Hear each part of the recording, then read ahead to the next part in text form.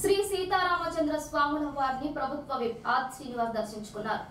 రాజన్న సిరిసిల్ల జిల్లా కోనరావుపేట మండలం మామిడిపల్లిలో వెలసిన శ్రీ సీతారామచంద్ర స్వామిని మాఘ అమావాస్య పర్వదినం సందర్భంగా శుక్రవారం ఉదయం 5 గంటలకు ప్రభుత్వ విప్ వేములవాడ శాసనసభ్యులు ఆర్ శ్రీనివాస్ దర్శించుకున్నారు.